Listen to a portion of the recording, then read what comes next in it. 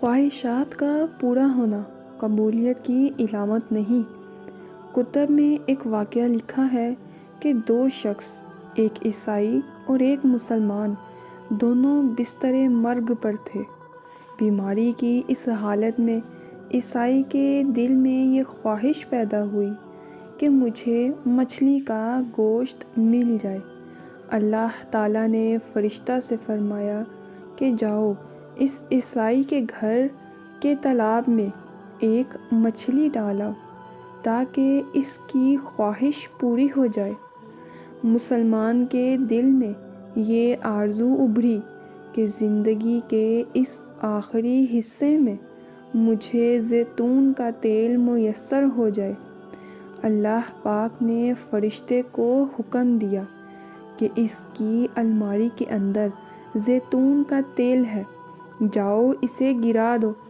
اللہ تعالیٰ کا حکم ہے، اس عیسائی کی خواہش پوری کر دو اور اس مسلمان کا زیتون کا تیل گرا دو۔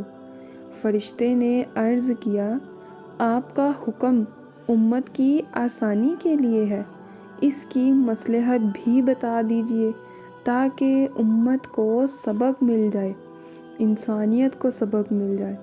اللہ رب العزت نے فرمایا، وہ جو عیسائی ہے دنیا کے لحاظ سے اس کی ایک نیکی باقی ہے، میں چاہتا ہوں کہ اس کی اس نیکی کا بدلہ بھی دنیا کے اندر ہی دے دوں، اور جب وہ میرے پاس آئے تو اس کے لیے سوائے جہنم کے اور کچھ نہ ہو۔